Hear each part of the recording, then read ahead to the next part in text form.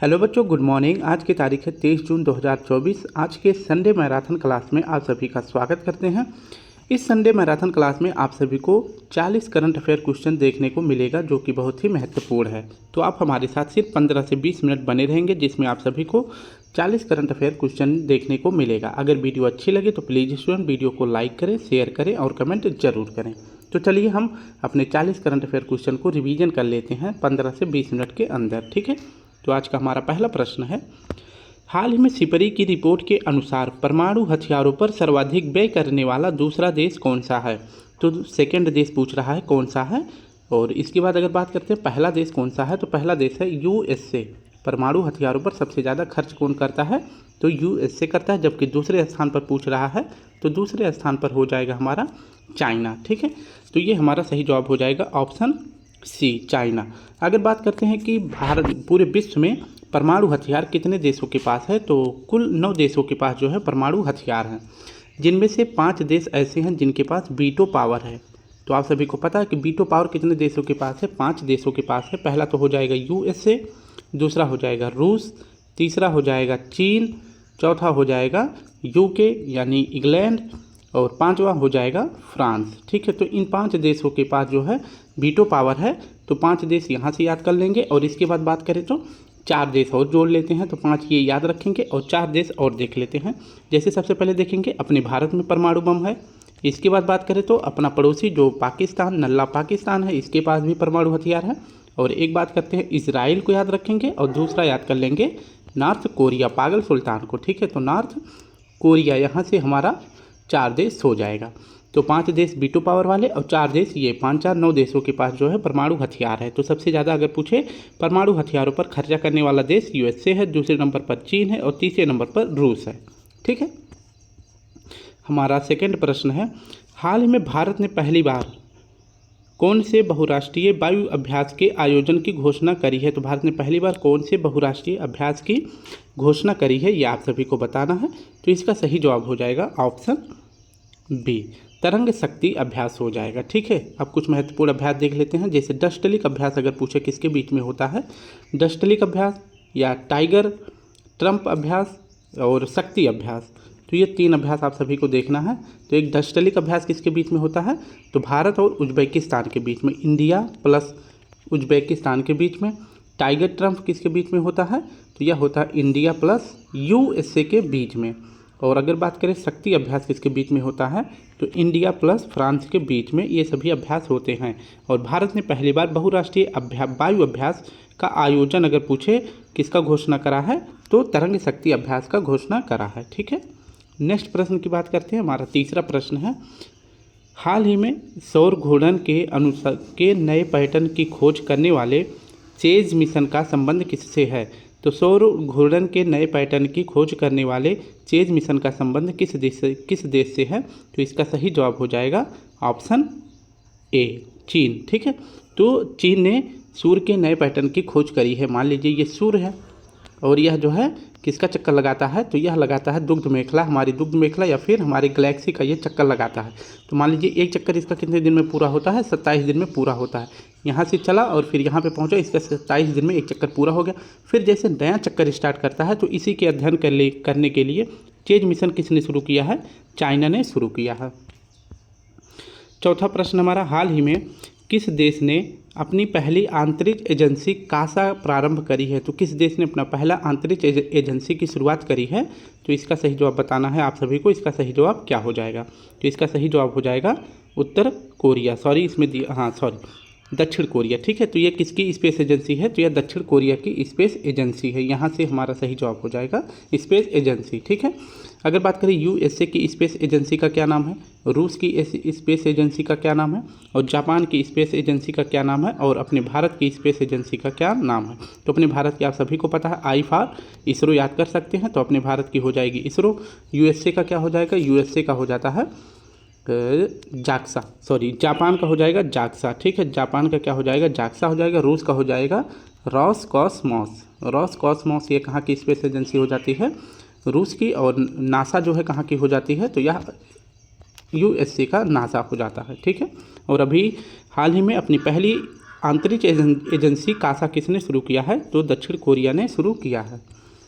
दो प्रश्न आप सभी के लिए हैं। 1990 में भारत रत्न पुरस्कार से किसे सम्मानित किया गया है? तो 1990 में भारत रत्न पुरस्कार से किसे सम्मानित किया गया था? आप सभी को बता दें कि ये विदेशी व्यक्ति थे। कौन व्यक्ति थे? तो ये विदेशी व्यक्ति थे। आप सभी को बताना है कि विदेशी व्यक्ति कौन थे जिन्हें 1990 में भारत रत्न पुरस्कार से सम्मानित किया गया है। और इनकी पुस्तक का क्या नाम है? A long walk to freedom इनकी बुक है और इनका नाम हो जाता है नेल्सन मंडेला। ठीक है, तो नेल्सन मंडेला इनका नाम है, ये आपको याद रखना है। सॉरी। नेक्स्ट प्रश्न हमारा है 5वां। हाल ही में पारिस्थितिकी तंत्र के पुनर्वास के लिए प्रकृति बहाली कानून किसने अपनाया है? तो प्रकृति बहाली कानून किसने अपनाया है, ये आप सभी को बताना है। तो इसका सही जवाब हो जाएगा ऑप्शन ए, यूरोपियन संघ। ठीक है, यूरोपियन संघ का अगर बात करें, EU अगर इसकी बात करें, इसका मुख्यालय कहाँ पे है? तो इसका मुख्यालय है ब्रुसेल्स, बेल्जियम में। ठीक है, ब्रुसेल्स में इसका मुख्यालय है। तो यहाँ से आप इसको नोट डाउन करके चलेंगे। प्रकृति बहाली कानून किसने पेश किया है? तो यूरोपियन संघ ने पेश किया है। नेक्स्ट प्रश्न हमारा है 6वां। हाल ही में राष्ट्रीय योग ओलंपियाड का उद्घाटन कहाँ हुआ है? तो राष्ट्रीय योग ओलंपियाड का उद्घाटन कहाँ किया गया है, ये आप सभी को बताना है। इसका सही जवाब क्या हो जाएगा? इसका सही जवाब हो जाएगा ऑप्शन ए, कर्नाटक में इसका शुरुआत किया गया है। राष्ट्रीय योग ओलंपियाड का उद्घाटन कहाँ किया गया है? कर्नाटक में किया गया है। और इस बार इसकी थीम क्या रखी गई है? इसकी थीम रखी गई है स्वयं और समाज के लिए योग। स्वयं और समाज के लिए योग इसकी थीम रखी गई है। ठीक है, नेक्स्ट प्रश्न की बात कर लेते हैं। कुछ महत्वपूर्ण जो है अभी हाल फिलहाल में राज्यों में चुनाव हुआ था, तो उसके CM कौन चुने गए हैं, इसे देख लेते हैं। जैसे उड़ीसा के नए CM कौन बने हैं? तो मोहन चरण मांझी बने हैं। आंध्र प्रदेश के CM चंद्रबाबू नायडू।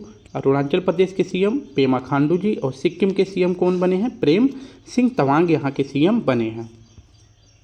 7वां प्रश्न है, हाल ही में ड्यूटी के दौरान अपनी जान गंवाने वाले कर्मचारियों को 1 करोड़ रुपए का बीमा मुआवजा देने वाला पहला राज्य कौन सा है?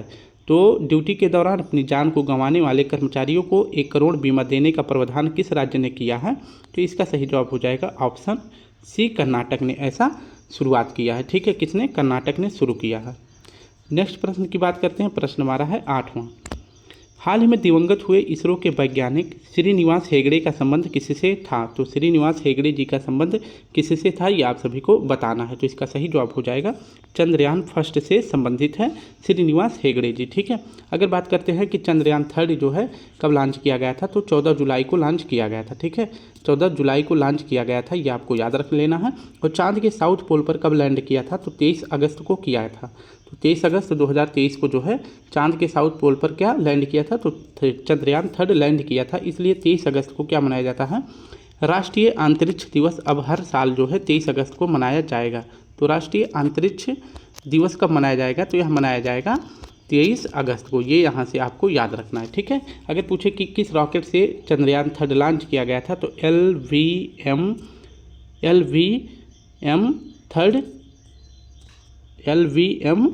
थर्ड M4 रॉकेट से इसे लॉन्च किया गया था। ठीक है, तो ये यहाँ से नोट कर लेंगे। नेक्स्ट प्रश्न हमारा है, हाल ही में हेट स्पीच का मुकाबला करने के लिए अंतर्राष्ट्रीय दिवस 2024 कब मनाया गया है?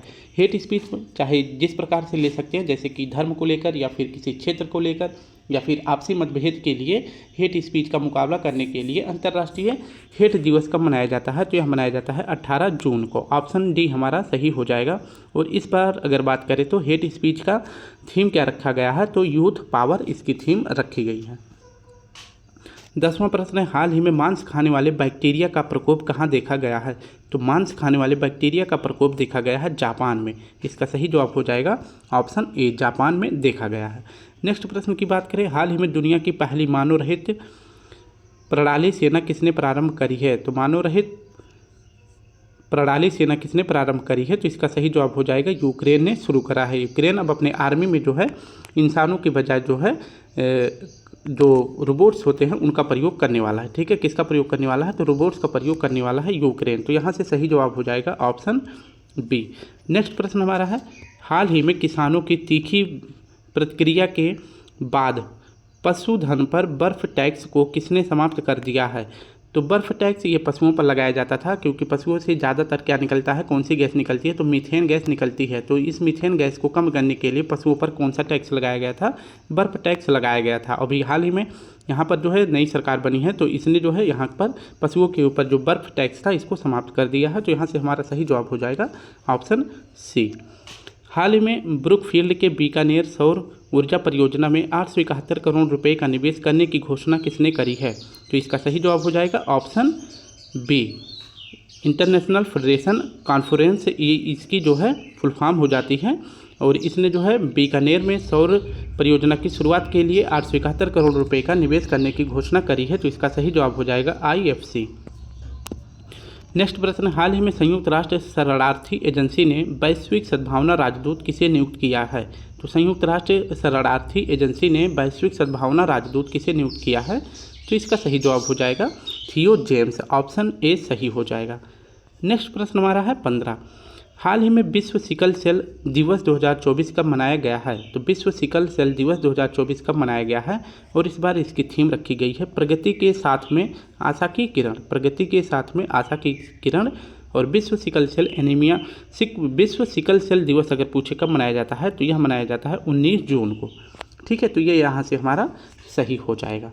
नेक्स्ट प्रश्न है, ये आप सभी को बताना है, इसमें पहला स्थान किसे मिला है, दूसरा स्थान किसे मिला है, ये सभी आप सभी को बताना है। ठीक है, तो इसमें बताना है सबसे पहले कि वैश्विक परामर्श फर्म क्रोल के अनुसार भारत का सबसे मूल्यवान सेलिब्रिटी ब्रांड कौन सा है? तो भारत का सबसे मूल्यवान सेलिब्रिटी ब्रांड कौन सा है, किसके अनुसार? तो फर्म क्रोल के अनुसार। तो पहले नंबर पर विराट कोहली को मिला है सबसे सेलिब्रिटी का अवार्ड, दूसरे नंबर पर रणवीर सिंह है और तीसरे नंबर पर शाहरुख खान है। तो ये तीनों यहाँ से आप नोट डाउन कर सकते हैं।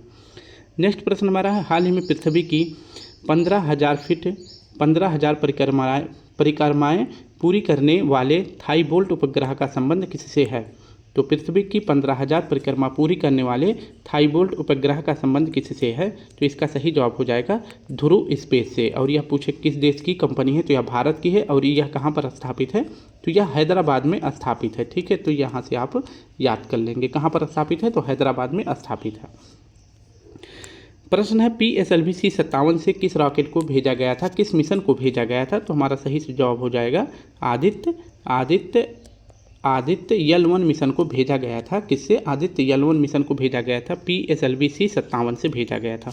अगर यहीं पर याद रखें PSLV C-58 अगर कर दे तो कौन सा रॉकेट प्रक्षेपित किया गया था? तो एक्सपोसैट किया गया था। एक्सपोसैट को जो है अगर पूछे किस रॉकेट से प्रक्षेपित किया गया था, तो PSLV C-58 से किया गया था, जबकि PSLV C-57 से आदित्य L1 मिशन भेजा गया था सूर्य के लिए। ठीक है, नेक्स्ट प्रश्न हमारा 18 है, हाल ही में भारतीय सेना ने किस स्वदेशी सब मशीन गन को शामिल करने की घोषणा करी है? तो भारतीय सेना ने किस स्वदेशी सब मशीन गन को शामिल करने की घोषणा करी है? तो इसका सही जवाब हो जाएगा ऑप्शन सी, असमी को। नेक्स्ट प्रश्न है, हाल ही में सेना अस्पताल ने सशस्त्र बलों के लिए पहली स्किन बैंक सुविधा कहाँ प्रारंभ करी है? तो सशस्त्र बलों के लिए सेना ने स्किन बैंक सुविधा की शुरुआत कहाँ करी है? यानी कि जैसे किसी एक्सीडेंट या फिर किसी गोली की वजह से या फिर आग में जल जाने की वजह से अगर स्किन खराब हो जाती है, तो इस स्किन के स्थान पर एक नई स्किन लगाई जाने के लिए स्किन बैंक सुविधा कहाँ शुरू की गई है? तो यह शुरू की गई है नई दिल्ली में। ऑप्शन बी हमारा सही हो जाएगा। नेक्स्ट प्रश्न देखिए, तो प्रश्न हमारा है 20वां प्रश्न हमारा थोड़ा सा छोटा कर देते हैं अब। ठीक है, हाल ही में नीरज चोपड़ा ने Finland world athletics continental gold tour में कौन सा पदक जीता है? तो आप सभी को बताना है कि वर्ल्ड एथलेटिक्स कॉन्टिनेंटल इसका आयोजन कहाँ पे किया गया था? तो इसका आयोजन किया गया था फिनलैंड में। इसमें जो है नीरज चोपड़ा ने कौन सा पदक जीता था? तो स्वर्ण पदक जीते थे। और नीरज चोपड़ा का अगर पूछे कि खेल कौन सा है, तो उनका खेल है भाला फेंक। कौन सा खेल है? तो भाला फेंक है, ये आपको याद रखना है। और अगर बात करते हैं भाला फेंक दिवस कब मनाया जाता है, तो यह 7 अगस्त को मनाया जाता है। नेक्स्ट प्रश्न हमारा है 21वां, हाल ही में संयुक्त राष्ट्र सतत विकास समाधान नेटवर्क द्वारा जारी सस्टेनेबल डेवलपमेंट रिपोर्ट में शीर्ष स्थान किसे मिला है? तो सस्टेनेबल डेवलपमेंट रिपोर्ट में अगर पूछे पहला स्थान किसे मिला है, तो यह मिला है फिनलैंड को। पहला स्थान किसका है? तो तो पहला स्थान है फिनलैंड का, दूसरा स्थान पूछे तो किसका है, स्वीडन का, और तीसरा स्थान पूछे तो किसका है, डेनमार्क का है। तो ये यहाँ से आप याद रखेंगे। अगर पूछे कि सस्टेनेबल डेवलपमेंट में अगर पूछे अंतिम स्थान किसका है, तो अंतिम स्थान यहाँ से आप याद रखेंगे। अंतिम स्थान किसका है, तो दक्षिण सूडान का, यानी साउथ सूडान का है। ये आप यहाँ से याद रखेंगे, साउथ सूडान का है। अगर पूछे कि सस्टेनेबल डेवलपमेंट में इंडिया की रैंक कितनी है, तो इंडिया की रैंक आप यहाँ याद रखेंगे। भारत की रैंक हो जाती है 109। कितनी हो जाती है, 109 हो जाती है, यहाँ से याद रखेंगे। अगर पूछे कि सस्टेनेबल डेवलपमेंट में अगर पूछे भारत का स्कोर कितना है, स्कोर पूछे तो स्कोर हो जाता है 64, और रैंक पूछे कितना हो जाता है, तो 109 हो जाता है। नेक्स्ट प्रश्न हमारा है, हाल ही में जापान के असाही ग्लास फाउंडेशन ने किसे ब्लू प्लैनेट पुरस्कार देने की घोषणा करी है। तो इसका आप सभी को बताना है कि असाही ग्लास फाउंडेशन जो कि जापान की एक संस्था है, इसके द्वारा ब्लू प्लैनेट पुरस्कार देने की घोषणा किसे की गई है। तो हमारा सही जवाब हो जाएगा ऑप्शन डी, IPBES, जिसका फुल फॉर्म होता है आई फॉर इंटर हो जाएगा, inter government, I for inter government, P for panel हो जाएगा, for biodiversity and ecosystem service, इसका फुल फॉर्म हो जाता है। ठीक है। अगर पूछे कि इसकी स्थापना कब होती है, तो इसकी स्थापना हुई है 2012 में, और इसका मुख्यालय कहाँ पे है, तो इसका मुख्यालय जुआन जर्मनी में इसका मुख्यालय है। ये यहाँ से आप याद रखेंगे। तो असाही ग्लास फाउंडेशन के द्वारा ब्लू प्लैनेट पुरस्कार किसे दिया गया है, तो IPBES को दिया गया है, जिसकी स्थापना 2012 में हुआ था, और इसका मुख्यालय कहाँ पे, वॉन जर्मनी में इसका मुख्यालय है। नेक्स्ट प्रश्न हमारा है, हाल ही में विश्व स्वास्थ्य संगठन द्वारा प्रशंसित भारत की डायग्नोस्टिक तकनीकी ट्रूनेट का संबंध किससे है। तो ट्रूनेट का संबंध किस क्षेत्र से है, ये आप सभी को बताना है। तो इसका सही जवाब हो जाएगा ऑप्शन ए, क्षय रोग से संबंधित है। तो ऑप्शन ए हमारा सही हो जाएगा। क्षय रोग से किसने जो है प्रशंसित किया है, यानी किसने प्रशंसा किया है, तो विश्व स्वास्थ्य संगठन ने किया है। इसके बारे में थोड़ी सी जानकारी देख लेते हैं। विश्व स्वास्थ्य संगठन को WHO कहते हैं, वर्ल्ड हेल्थ ऑर्गेनाइजेशन कहते हैं। इसकी स्थापना कब हुई थी, तो 7 अप्रैल को इसकी स्थापना हुई थी, और कब हुआ था, तो 1948 में इसकी स्थापना हुई थी। और इसका मुख्यालय पूछे कहाँ पे है, तो WHO का मुख्यालय है जिनेवा में, ये आपको याद रखना है। और अभी जो है इसकी 77वीं बैठक हुई है, कहाँ पे हुई है, 77वीं बैठक इसकी जिनेवा में ही हुई है। और यहाँ पे जो है भारत की एक डायग्नोस्टिक तकनीकी है, जिसका नाम है ट्रूनेट, और इसकी प्रशंसा की गई है। और यह ट्रूनेट संस्था अगर पूछे किस रोग से संबंधित है, तो यह क्षय रोग से संबंधित है। यह जो है रिपोर्ट जो है क्षय रोग यानी कि TB से संबंधित है, और TB की रिपोर्ट जो है इस कंपनी के द्वारा 1 घंटे में दे दिया जाता है। ठीक है, कितने में, तो 1 घंटे में दे दिया जाता है। ये आपको यहाँ से याद रखना है। नेक्स्ट प्रश्न की बात करते हैं। हाल ही में राइटर्स इंस्टीट्यूट की डिजिटल न्यूज रिपोर्ट 2024 के अनुसार भारत का सबसे भरोसेमंद समाचार ब्रांड कौन सा है। तो डिजिटल न्यूज रिपोर्ट 2024 के अनुसार भारत का सबसे भरोसेमंद न्यूज कौन सा है, तो इसका सही जवाब हो जाएगा ऑप्शन बी हो जाएगा आकाशवाणी। यह जो है भारत का सबसे भरोसेमंद समाचार ब्रांड है। और दूसरे नंबर पर पूछे कौन सा है, तो BBC न्यूज़ है। दूसरे नंबर पर BBC न्यूज़ है, ये आपको यहाँ से याद रखना है। ठीक है। और अगर बात करें कि डिजिटल न्यूज़ रैंकिंग अगर पूछे रैंकिंग में भारत की रैंक कितनी है, तो भारत की रैंक है 18। तो डिजिटल न्यूज़ रैंकिंग में भारत की रैंक है 18, और पहले नंबर पर भारत का सबसे भरोसेमंद समाचार ब्रांड कौन सा है, तो आकाशवाणी है। नेक्स्ट प्रश्न है, हाल ही में ई-फ्लो मॉनिटरिंग सिस्टम किसने लॉन्च किया है। तो ई-फ्लो मॉनिटरिंग सिस्टम किसने लॉन्च किया है। ई फॉर हो जाता है इन्वायरमेंट, क्या हो जाता है, ई फॉर हो जाता है इन्वायरमेंट। यहाँ से आप याद रखेंगे। इसके बाद बात करते हैं कि यह किससे संबंधित है, तो यह संबंधित है पर्यावरण से संबंधित, यानी नदियों की देख रेख के लिए ई-फ्लो मॉनिटरिंग सिस्टम शुरू किया गया है। और किसके द्वारा शुरू किया गया है, तो नदियों में क्या होता है, जल होता है, तो यह जल शक्ति मंत्रालय के द्वारा शुरू किया गया है। इसे आप याद रखेंगे। अगर बात करें कि जल शक्ति मंत्रालय के मंत्री कौन है, तो मंत्री को आप यहाँ से याद कर सकते हैं। मंत्री हैं CR पाटिल। कौन है, CR पाटिल जो है जल शक्ति मंत्रालय के मंत्री हैं। 26वां प्रश्न हमारा है, हाल ही में द्रौपदी मुर्मू ने लोकसभा प्रोटेम स्पीकर का जो पद होता है, ये बहुत ही अल्पकाल के लिए होता है। कितने समय के लिए? बहुत ही कम समय के लिए होता है। यह इनका चुनाव तभी तक रहता है, मतलब ये तभी तक अपने पद पर बने रहते हैं जब तक लोकसभा स्पीकर का गठन नहीं हो जाता। स्पीकर का जो है गठन नहीं हो जाता, यानी कि स्पीकर के पद की चुनाव नहीं कर ली जाती। इसके साथ साथ जो है नए एमपी को शपथ नहीं दिया जाता। जो नए एमपी चुनकर आते हैं इनको शपथ दिला दिया जाता है।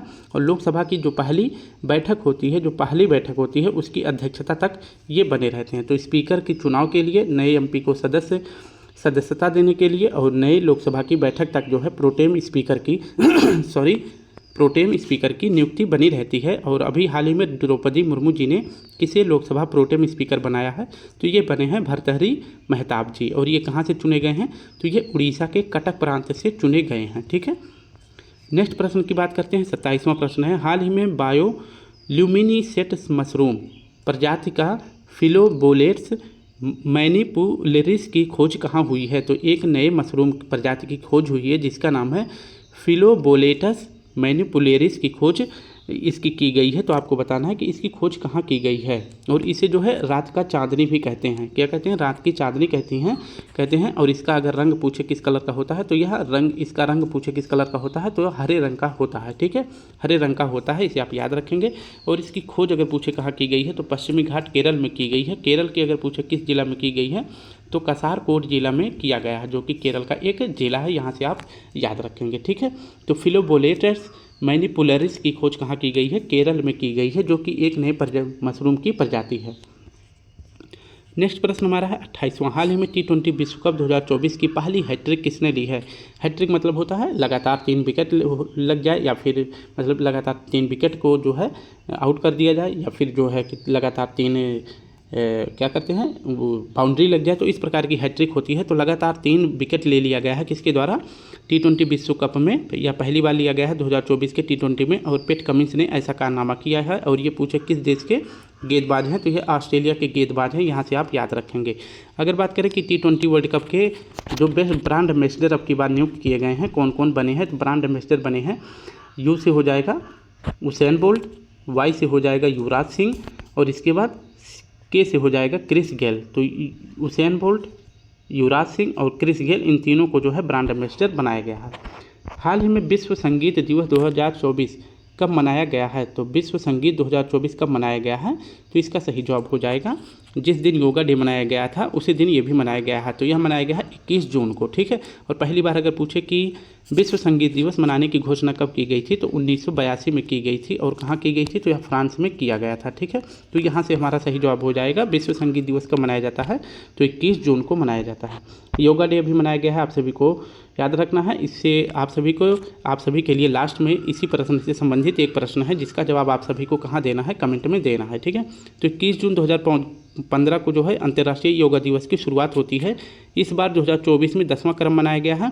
और थीम क्या रखी गई है? स्वयं एवं समाज के लिए योग, इसकी थीम रखी गई है। और इसका आयोजन पूछे कहाँ किया गया है? तो श्रीनगर जम्मू कश्मीर में किया गया है।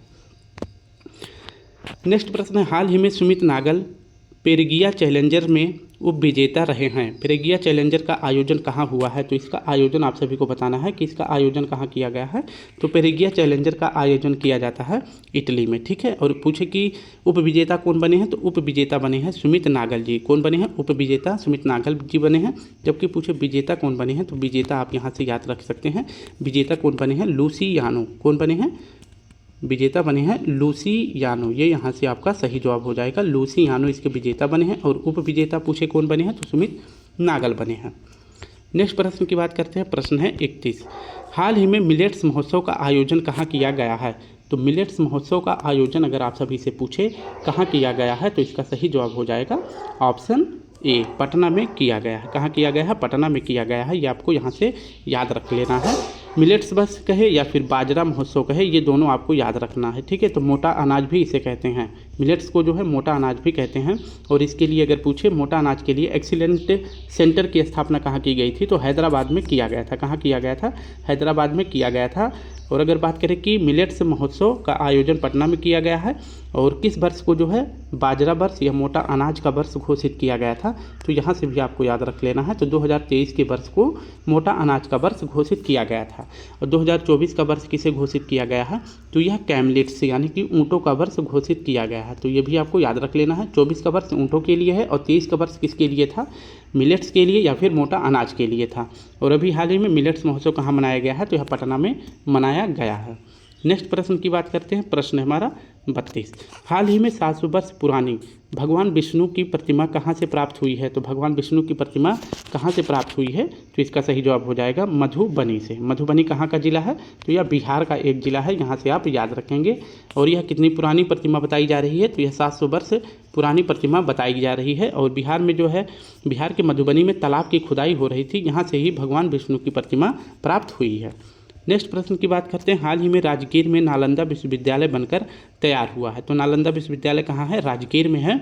और इसका निर्माण किस पर्वतगिरी तलहटी में किया गया है, तो नालंदा विश्वविद्यालय का निर्माण किस पर्वतगिरी तलहटी में किया गया है, तो इसका सही जवाब हो जाएगा ऑप्शन सी, वैभारागिरी पहाड़ी के तलहटी में नालंदा विश्वविद्यालय का निर्माण किया गया है। और पूछे कि नालंदा विश्वविद्यालय का निर्माण किस शासक ने किया था, तो कुमारगुप्त प्रथम ने किया था। कुमारगुप्त प्रथम ने इसकी स्थापना करी थी, ये यहाँ से आपको याद रखना है।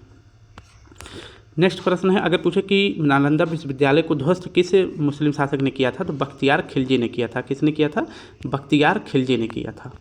नेक्स्ट प्रश्न हमारा है 34वां। विदेश मंत्रालय ने किस बैंक के साथ ई माइग्रेट के लिए समझौता ज्ञापन पर हस्ताक्षर किया है, तो ई माइग्रेट के लिए समझौता ज्ञापन पर किस बैंक के साथ विदेश मंत्रालय ने समझौता किया है, तो इसका सही जवाब हो जाएगा विदेश मंत्रालय ने समझौता किया है किसके, SBI के साथ। किस क्षेत्र में, तो ई माइग्रेट के लिए किया है। नेक्स्ट प्रश्न हमारा हो जाता है, दुनिया भर में विश्व ऑटिस्टिक गौरव दिवस कब मनाया जाता है। ऑटिस्टिक दिवस यह एक प्रकार का रोग होता है और सबसे ज़्यादा अगर पूछे किस में देखा जाता है, तो यह बच्चों में देखा जाता है। तो बच्चों में सबसे ज़्यादा ऑटिस्टिक रोग देखा जाता है। तो इसको लेकर लोगों में जागरूकता फैलाना और बच्चों के बीच भेदभाव को कम करने के लिए विश्व ऑटिस्टिक गौरव दिवस कब मनाया जाता है, तो यह मनाया जाता है 18 जून को। हमारा सही जवाब हो जाएगा ऑप्शन डी। नेक्स्ट प्रश्न की बात करते हैं, प्रधानमंत्री नरेंद्र मोदी वाराणसी में PM किसान योजना की कौन सी किस्त जारी करेंगे, मतलब जारी कर दिया गया है। तो आपको बताना है कि जो किसान निधि है इसकी कौन सी किस्त जारी की गई है वाराणसी से PM मोदी जी के द्वारा, तो यह 17वीं किस्त जारी की गई है, जिसमें जो है किसानों को 2000 रुपये दिया जाता है। ठीक है, 2-2000 रुपये करके किसानों को 3 बार यह किस्त दिया जाता है। एक तो फसल बुआई के समय, दूसरा फसल सिंचाई के समय और तीसरा जो है फसल कटाई के समय यह दिया जाता है। ठीक है, तो हमारा सही जवाब हो जाएगा 17वीं। अगर बात करते हैं कि अभी हाल ही में जो है लोकसभा का चुनाव हुआ है, तो इसमें पूछे कि किस क्रम के लोकसभा का चुनाव आयोजित किया गया है, तो आप सभी को बताना है। तो इसका सही जवाब हो जाएगा 18वीं लोकसभा का चुनाव हुआ है। 37वां प्रश्न हमारा, हाल ही में अडानी समूह ने किस देश में 570 मेगावाट का हरित जल विद्युत संयंत्र लगाएगा। तो अडानी समूह किस देश में 570 मेगावाट का हरित जल विद्युत संयंत्र लगाएगा, तो इसका सही जवाब हो जाएगा भूटान में लगाएगा। ठीक है, तो इसका सही जवाब हो जाएगा भूटान। नेक्स्ट प्रश्न हमारा, किस मंत्रालय ने इकोलॉजिकल मॉनिटरिंग सिस्टम की शुरुआत करी है, तो ये तो फिर से रिपीट हो गया है, तो इसका सही जवाब हो जाएगा ऑप्शन ए। नेक्स्ट प्रश्न की बात करते हैं, Nelson Mandela life time achievement award से सम्मानित होने वाले पहले भारतीय कौन बन गए हैं। तो ये भी बहुत ही इंपॉर्टेंट प्रश्न है, आपको यहाँ से याद रखना है कि Nelson Mandela life time achievement award किसको दिया गया है, तो यह दिया गया है विनोद गनात्रा जी को। अगर पूछे कि यह अवार्ड अगर पूछे किस संस्था को दिया गया है, संस्था में पूछे तो संस्था में दिया गया है नीम हंस को। किसको दिया गया है, नीम हंस संस्था को Nelson Mandela life time award से सम्मानित किया गया है। अगर व्यक्तिगत में पूछे किस भारतीय को दिया गया है, तो विनोद गनात्रा जी को दिया गया है। नेक्स्ट प्रश्न हमारा है और आज का आखिरी प्रश्न है, और ये प्रश्न आप सभी के लिए, इसका जवाब आप सभी हमें कहाँ देंगे, कमेंट बॉक्स में देंगे। ठीक है, क्योंकि मैंने अभी इसको पहले ही बताया था। 10वां अंतर्राष्ट्रीय योग दिवस 2024 किस शहर में आयोजित किया गया है, लद्दाख में, वाराणसी में, श्रीनगर में या चेन्नई में। तो इसका जवाब आप सभी को कहाँ देना है, कमेंट बॉक्स में देना है। तो स्टूडेंट, अगर वीडियो अच्छी लगे तो प्लीज़ वीडियो को लाइक करें, शेयर करें और कमेंट करें। तो अंतर्राष्ट्रीय योग दिवस का थीम भी आप यहाँ से याद कर सकते हैं, स्वयं एवं समाज के लिए योग इसकी थीम है। तो आप सभी को इसका जवाब कमेंट में देना है। कल फिर मिलते हैं, तब तक के लिए आप सभी को प्यारा सा जय हिंद, जय भारत।